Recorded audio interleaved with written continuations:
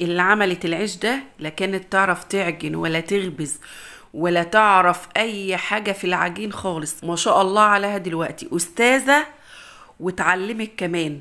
عايزة اقول لكم عاملة العيش الله اكبر عليها، ولا اجدعها خبازة رقم واحد تعرف تعمل الجمال ده. بسم الله ما شاء الله عليها، ربنا يحميها. بصراحة عارفين ليه يا ولاد؟ علشان هي عندها إرادة ورغبة تتعلم كل حاجة. ما شاء الله على العيش بتاعها. عايزة اقول لكم والله ولا اجدعها خبازة تطلع العيش بالجمال والحلاوة دي. انا عن نفسي العيش عجبني جدا، طلعته فعلا احسن مني.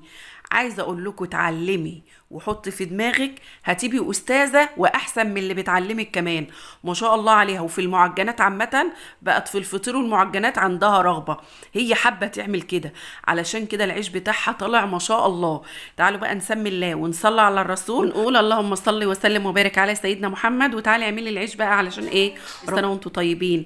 تعالي بقى استعدي كده، هاتي كيلو بس واحد من الدقيق. وعايزه اقول لك كمان عجنه العيش ده من غير مقدار خالص، يعني انتي تتابعي اللي بتعجن او حد يعجن قدامك، او مثلا تتابعي مثلا شيماء او غيرها، تركزي في سمك العجينه وهي بتعجن. العجينه عباره عن ايه؟ عن دقيق وميه وشويه ملح صغيرين والخميره. كيلو الدقيق بياخد قد ايه يا بنات؟ عايزه اقول لكم كيلو الدقيق بياخد معانا من كيلو ميه.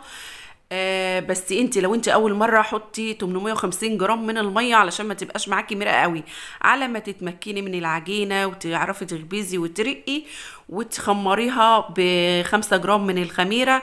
يا اما احنا في الشتاء ممكن تحط لها 7 جرام ورشه ملح بسيطه خالص وتغطيها، تعجنيها كويس جدا. وبعد كده ايه؟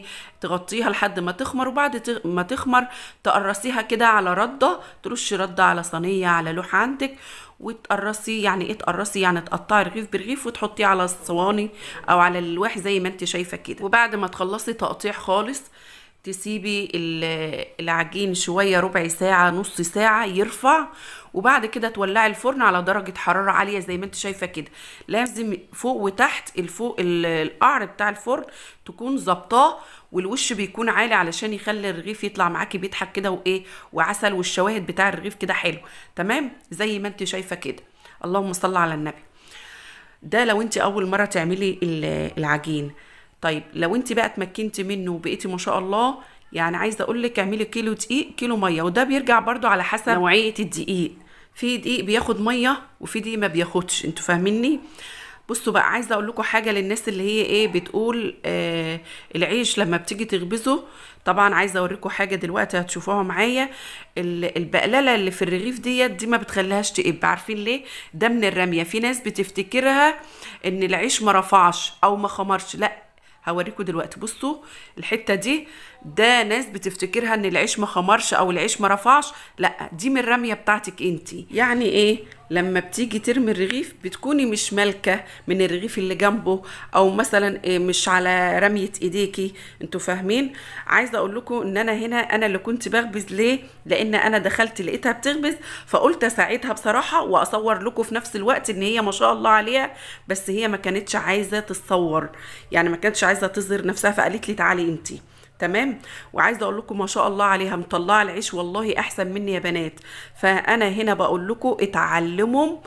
لو هتتعلمي في نص كيلو بس دقيق، لو هتتعلمي في كيلو، المهم لازم يكون عندك اراده ورغبه. والله العظيم هتبقي استاذه احسن من اللي بتعلمك نفسها تمام. شايفين العيش ما شاء الله بجد والله يا بنات؟ هي مطلعه العيش احسن مني. ده العيش بتاعها بسم الله ما شاء الله، اللهم صل على النبي. وعجن العجين لا مقدار ميه ولا كيلو ميه ولا نص كيلو ولا الكلام ده.